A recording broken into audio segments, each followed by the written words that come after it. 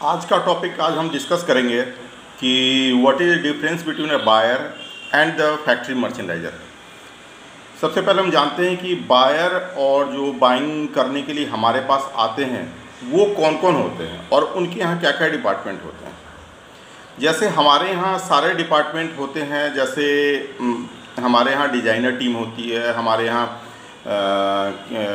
उसके बाद मर्चेंडाइजिंग की टीम होती है, हमारे यहाँ प्रोडक्शन की टीम होते हैं, हमारे लॉजिस्टिक की टीम होती है। जैसे पूरी शिपमेंट को भेजने में जितने जितने टीम की ज़रूरत होती है, वैसे भी बायर के यहाँ उनके यहाँ भी ऐसी ही टीम होती है। सबसे पहले उनके यहाँ एक डिज़ाइनर की टीम होती है जो कि हमें सबसे पहले हमें टेक पैक भेजते हैं, और टेक पैक भेजने के बाद वो हमें कहते हैं सैंपल बनाने के लिए वो हमें मूड बोर्ड भेजते हैं। मूड बोर्ड के हिसाब से हमें कहते हैं फैब्रिक सोर्स कीजिए, और फैब्रिक सोर्स करने के बाद उस फैब्रिक से कुछ गारमेंट बना के as per the take pack हमें बना के मीटिंग में रखना पड़ता है। तो वो हो गया उनके डिज़ाइन टीम। तो वो डिज़ाइन टीम उनका काम होता है कि बायर के आने से पहले वो ये सारा डिटेल हमें भेज देते हैं, मूड बोर्ड भेज देते हैं, टेक पैक भेज देते हैं कि ये दीजिए और हमें सैंपल बना के आप रखिएगा। जब हम मीटिंग के लिए आएंगे तो ये सारे के सारे सैंपल हमें दिखाइएगा, फिर हम अपने टीम के साथ डिस्कस करेंगे कि कौन सा सैंपल हमें पसंद, जो भी सैंपल पसंद आया वो हम सैंपल उठाएंगे, आगे प्रोसीड करेंगे ऑर्डर के लिए। तो उसके लिए ऐसा नहीं है कि मतलब जितने सैंपल हम बना के रखते हैं बायर के हिसाब से सारे के सैंपल उठा ही लेते हैं, क्योंकि वो जैसे हमारी फैक्ट्री होती है वैसे ही हमारे जैसे कम से कम 8-10 फैक्ट्री को वो सेम सारा डिटेल प्रोवाइड करते हैं, और हर फैक्ट्री से सैंपल बनवाते हैं, हर फैक्ट्री से फैब्रिक सोर्स करवाते हैं। जिस भी फैक्ट्री से उनका सैंपल जिस भी फैक्ट्री का उनको सैंपल अच्छा लगता है और प्राइस टारगेट उनका मीट कर जाता है, उस फैक्ट्री से वो सैंपल उठाते हैं, और उसी उठाने के बाद उसको फिर आगे प्रोडक्शन में प्लान करते हैं।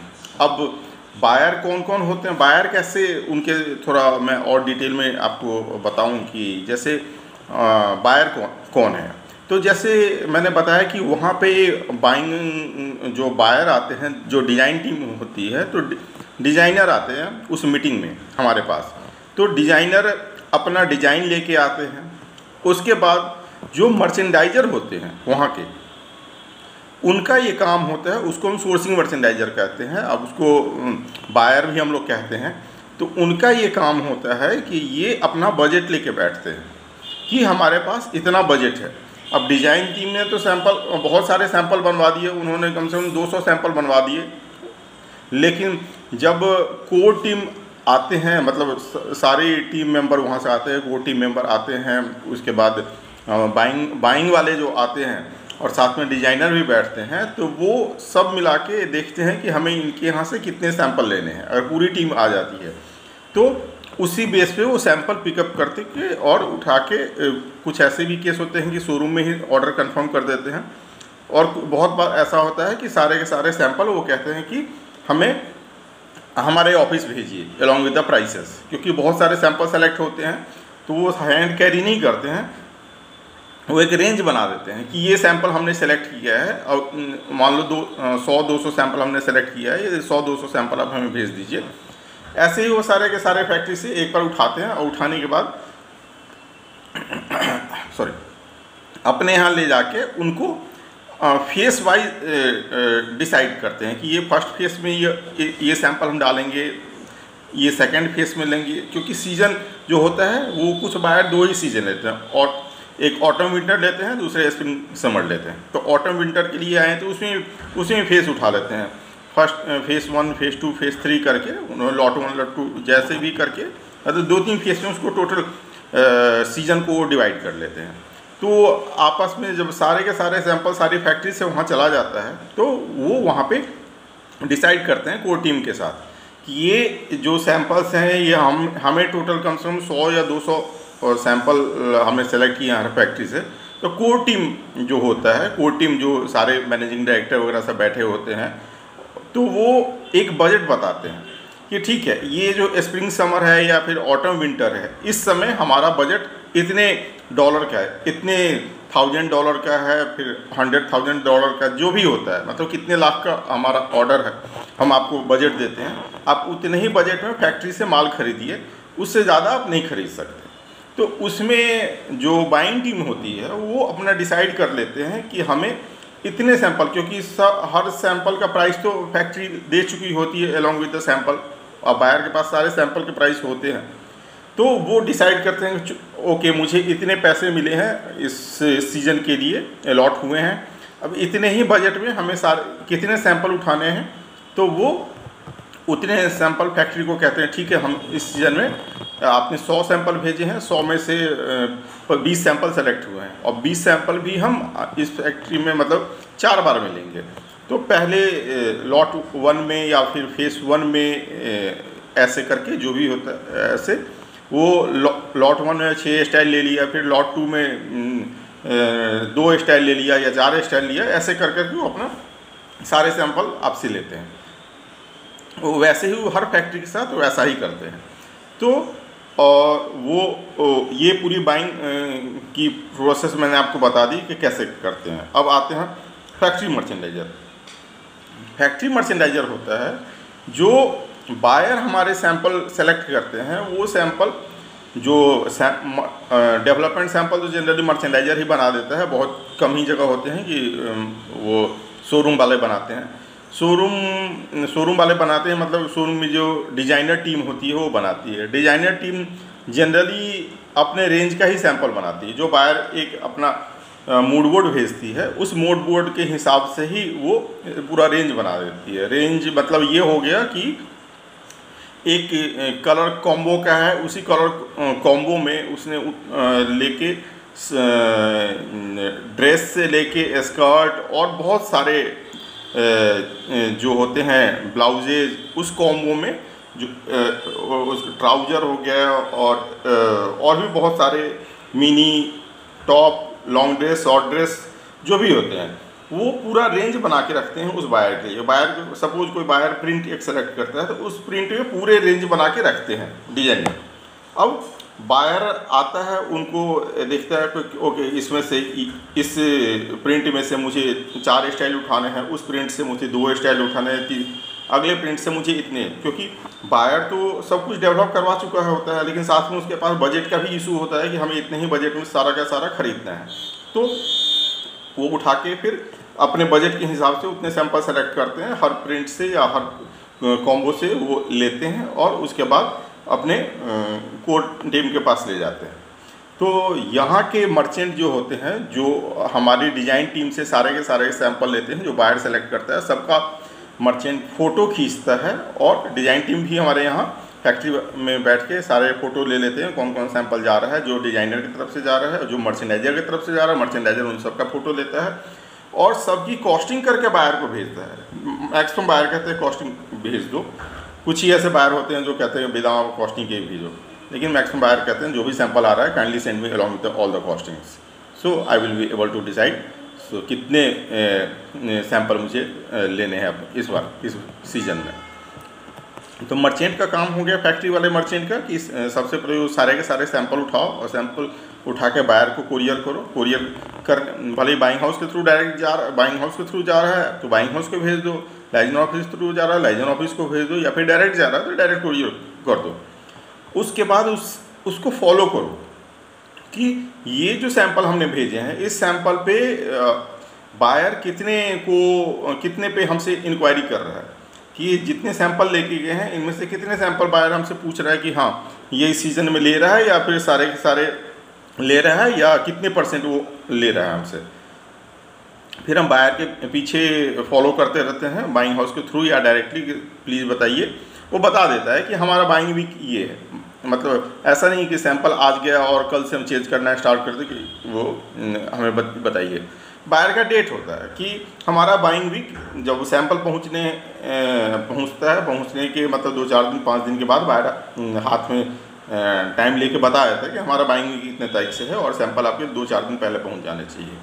तो उस केस पे जब सैंपल पहुंच जाते हैं तो बाइंग वीक हो जाता है, बाइंग वीक हो जाने के बाद सारा डिसाइड हो जाता है। उसके बाद वो वहाँ से लिस्ट भेज देते हैं कि these are the sample which has been selected by our team. अब वो हमसे अब कहता है कि आओ इस पर प्राइस नेगोशिएट करते हैं। तो प्राइस नेगोशिएशन वो हमारे यहाँ फैक्ट्री के मर्चेंडाइजर का काम होता है कि प्राइस जो भी सैंपल सेलेक्ट किया उसका प्राइस निकालो और अपने सीनियर के साथ या खुद ही बैठ के, छोटी कंपनी होते हैं, एमडी के साथ बैठ के प्राइस कोट करो, क्योंकि हमने जो फर्स्ट प्राइस दिया है बायर हो सकता है उस प्राइस का आधा टारगेट दे दे, या अगर लेना होता है तो 10-20 सेंट या $1 ऊपर नीचे करके, ऊपर तो नहीं देता है, नीचे ही करके टारगेट देता है, इसको इतने में सेट करो। अगर हमारे हाथ में होता है हम सेट कर लेते हैं, नहीं तो कभी कभी बायर को कहते हैं हमें थोड़ा सा कुछ मॉडिफिकेशन करने पड़ेंगे, तो मॉडिफाई करके हम उसको ऑर्डर क्लोज करवाते हैं। कंफर्म हो जाने के बाद फिर फैक्ट्री मर्चेंडाइजर का काम हो जाता है कि अब हमारा ऑर्डर कंफर्म हो गया, बायर से हम फटाफट पीओ मांग लें। पीओ आने के बाद हम ग्रे फैब्रिक बुक करते हैं। 90% केस में हम पीओ आने के बाद ही ग्रे फैब्रिक बुक करते हैं, क्योंकि फैब्रिक में हमारे सारे पैसे लगते हैं। तो पीओ आते हैं, कंफर्मेशन एक हो जाता है कि बायर अब इस ऑर्डर को लेगा ही लेगा, पीओ उसने भेज दिया है। बहुत ही रेयर केस होता है कि मतलब बहुत सारे पीओ भेज दिए बाद में बायर ने कि पीओ के कुछ स्टाइल्स कैंसिल कर दिए या पीओ कैंसिल कर दिए, ऐसा केस बहुत रेयर होता है। मैक्सिमम केस होते हैं जो पीओ आ गया उसके बाद हम प्रोसीड कर देते हैं। अब पीओ आ गया, हमने फिर उसके बाद बायर को फटाफट हमने फैब्रिक बुक किया। फैब्रिक बुक करने के बाद बायर को सैम्पलिंग स्टार्ट की, सैंपल भेजे, लैब डिप भेजे, बिटलूम भेजे, स्ट्राइको भेजे, जो भी भेजना होता है भेजे, बायर से अप्रूवल लिया, फिर फिट सैंपल भेजा, पीपी सैंपल भेजा, और उसके बाद हमने प्रोडक्शन स्टार्ट कर दिया। और प्रोडक्शन स्टार्ट करने में फिर हमने शिपमेंट यहाँ से भेज दिया। ये हो गया इधर फैक्ट्री के मर्चेंडाइजर का काम। तो उधर हो गया बाइंग टीम का काम। जो बायर का काम हमने बताया कि बायर का काम होता है कि जो जो हमारी रिक्वायरमेंट होती है वो बायर हमें देते चले जाते हैं। जैसे फिट सैंपल हमने भेजा, बायर फटाफट फिट के अप्रूवल दे दिया।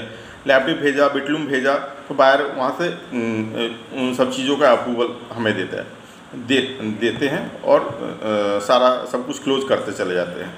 तो उनके यहाँ भी डिज़ाइन टीम होती है कि बहुत ऐसे चीज़ होते हैं कि वो भी अपने डिज़ाइनर से ही अप्रूवल करवाते हैं, या कुछ मॉडिफिकेशन वगैरह कराना तो डिज़ाइन टीम के साथ ही अपना बैठ कर करवाते हैं। जैसे हमारे यहाँ भी कुछ मॉडिफिकेशन करना होता है तो हम अपने डिज़ाइन टीम के साथ के हेल्प से ही करते हैं कि बायर की ये रिक्वायरमेंट है, ये हम कैसे सेट करें। क्योंकि हमारी पूरी शिपमेंट जो आती है तो डिज़ाइन टीम के हिसाब से भी अच्छी लगनी चाहिए, और मर्चेंडाइजर पॉइंट ऑफ व्यू से उसके प्राइस सही बैठने चाहिए। ऐसा ना हो कि गारमेंट बन जाए लेकिन प्राइस उसका ना बैठे। तो हमें दोनों चीज़ देखना होता है कि गारमेंट अच्छा भी लगना चाहिए, डिज़ाइन टीम अप्रूव भी कर दे, और मर्चेंडाइजर के हिसाब से उसका प्राइस भी बैठ जाना चाहिए बजट में, बायर जो चाह रहा है उसके हिसाब से।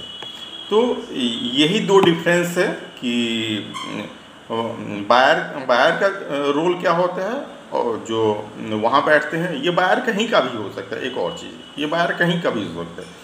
ये जरूरी नहीं है कि सारे के सारे बायर ओवरसीज़ के ही होते हैं, स्पेन के, दुबई के, अमेरिकन, यूरोपियन, ये ज़रूरी नहीं है। हमारे इंडियन बायर्स भी होते हैं। तो बायर तो वही हो गया जो हमसे माल खरीद के जा रहा है, वो सारे बायर हैं हमारे लिए। भले वो इंडियन रिलायंस ही हो या फिर बहुत सारी कंपनी हैं इंडिया में, वो भी डोमेस्टिक गुड्स बहुत सारे शोरूम हैं इंडिया में, तो वो सारे के सारे हमसे ख़रीदते हैं। तो मतलब फैक्ट्री से, किसी न किसी फैक्ट्री से खरीदती ही है, तो सारे बायर हैं। तो सबके अपने अपने रूल हैं, सबके प्रोसेस होते हैं, वो सारे के सारे प्रोसेस में फॉलो करने पड़ते हैं। तो बायर कोई भी हो, इंडियन हो या फिर ओवरसीज़ के ही बायर हो, वो सबका अपना ही जॉब प्रोफाइल होता है। और इधर जो फैक्ट्री का भी जो मर्चेंडाइजर होता है उनका जॉब प्रोफाइल सेम होता है। दोनों बायर के लिए लगभग मिलता जुलता ही जो बायर के एसओपी होते हैं उनके हिसाब से काम करने पड़ते। सब में उनको सैंपल जाने ही है, फैब्रिक ऑर्डर करने ही है, शिपमेंट भेजने ही है, लैब टेस्टिंग करवाना ही है। तो ये जॉब प्रोफाइल फैक्ट्री मर्चेंडाइजर को दोनों के लिए ही करना पड़ता है। बायर में भी ये ऐसे ही होते हैं, इंडियन और ओवरसीज दोनों में से कोई भी हो तो उनको भी लगभग ऐसे ही करना पड़ता है। लेकिन थोड़े थोड़े उनके कुछ इंटरनल एसओपी होंगे जो शायद कुछ अलग होते हैं। सबकी कुछ न कुछ अलग होते हैं, एक बायर से दूसरे बायर का भी अलग होता ही है। तो ये आज हमने ये डिफरेंस जाना है कि बायर में और फैक्ट्री मर्चेंडाइजर में क्या डिफरेंस होता है। होप आपको ये डिफरेंस क्लियर लगा हो और ये वीडियो हमारा इन्फॉर्मेटिव लगा हो, तो अगर आपको पसंद आया तो प्लीज़ इसे लाइक करें और शेयर एंड सब्सक्राइब ज़रूर करें। Thank you.